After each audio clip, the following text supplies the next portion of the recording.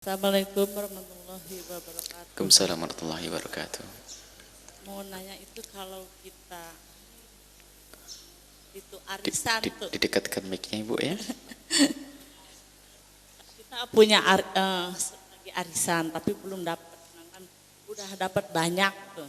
Jadi itu di zakati enggak gitu, wajib di Arisan. ya.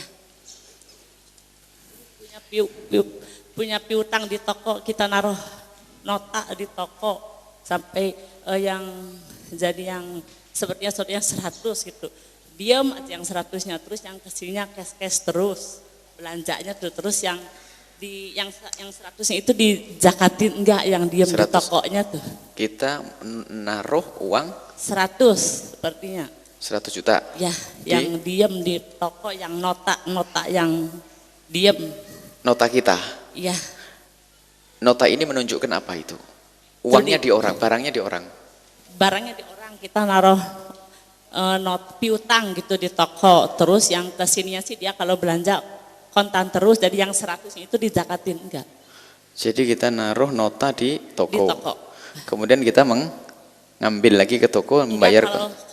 Kalau dia belanja kesininya sih cash terus, yang 100-nya diem aja. Diam. Di mana diamnya uang itu? Ya diem, enggak bayar. Belum bayar tuh, yang waktunya zakat dizakatin enggak, yang 100. Kita punya toko, ada orang ngambil nota bon gitu terus ya. Baik. Kita piutang. Baik. Assalamualaikum warahmatullahi wabarakatuh. Assalamualaikum warahmatullahi wabarakatuh. Arisan tidak wajib zakat. Arisan tidak wajib zakat.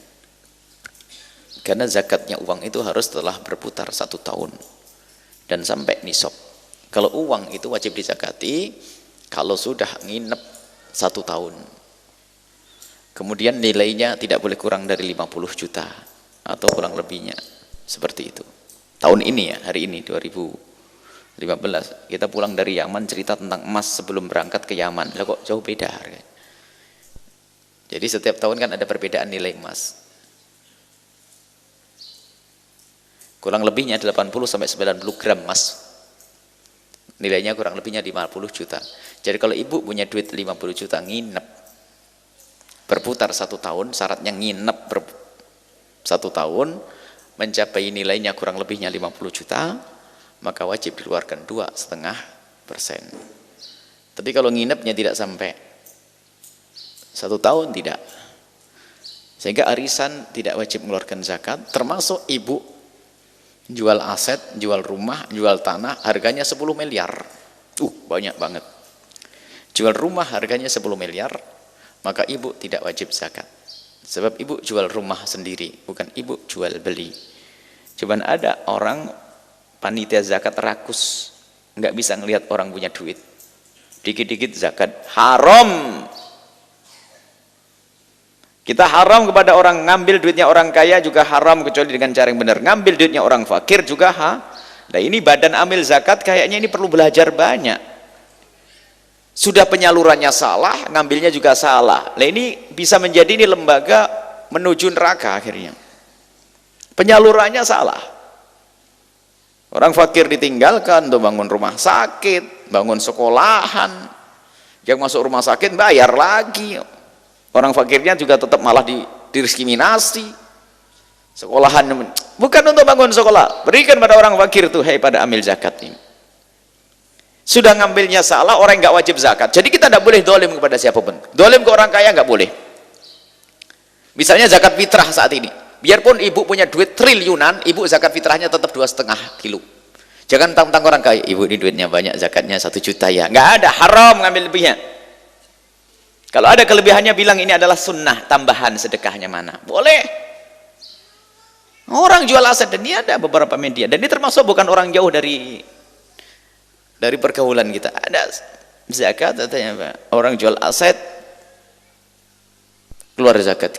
Jual aset, keluar zakat.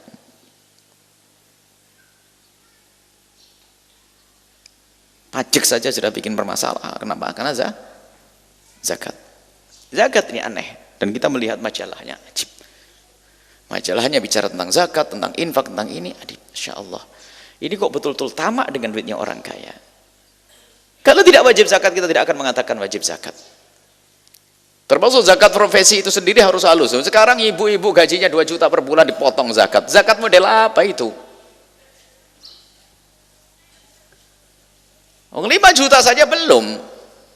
Coba 5 juta kali 12 berapa sih? 60. Memangnya ibu nggak makan? Kepotong untuk ini itu. Jadi jangan rakus deh urusan begitu-begitu. Jadi kita harus adil, ngambilnya benar, nyalurkannya benar. Itu baru. Maka penjahat zakat ada 3.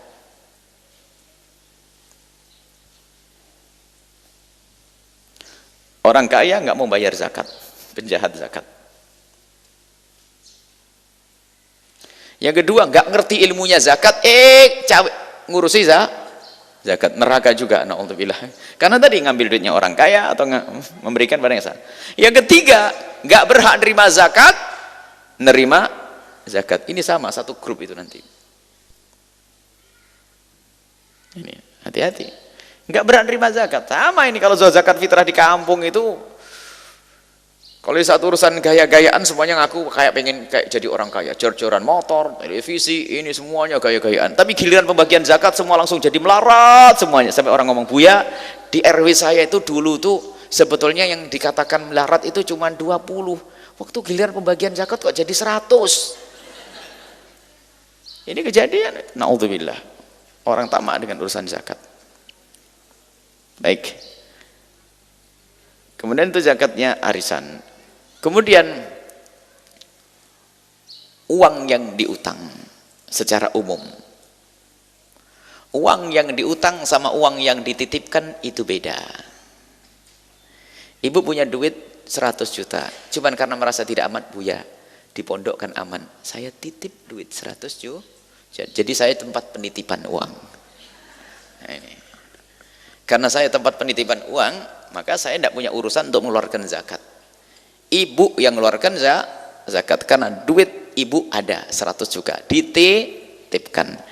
Tapi kalau akadnya beda, Bu, duitnya saya pinjam aja dulu ya Bu, ini untuk pembangunan. Berarti saya pinjam.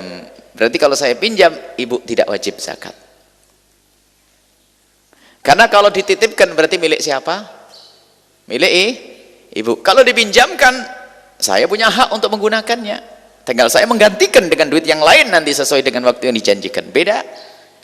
Nah, kalau diutang sama orang, tidak wajib dizakati karena diutang.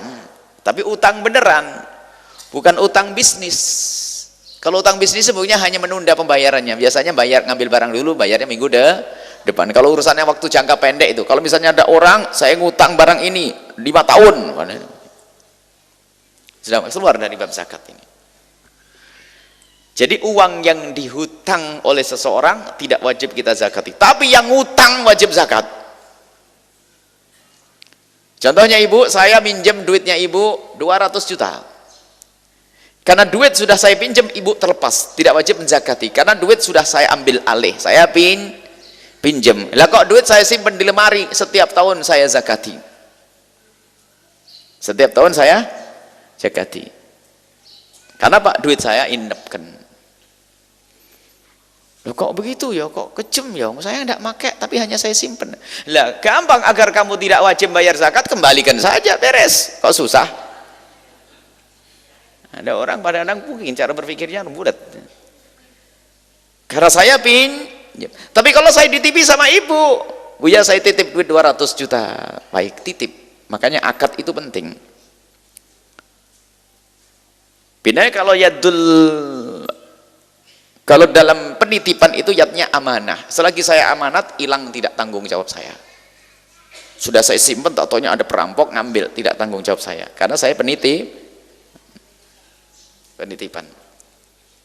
Jadi kalau ibu menitipkan ke saya 200 juta, maka saya tugasnya nyimpan saja. Ibu wajib mengeluarkan zakatnya. Seperti itu kasusnya.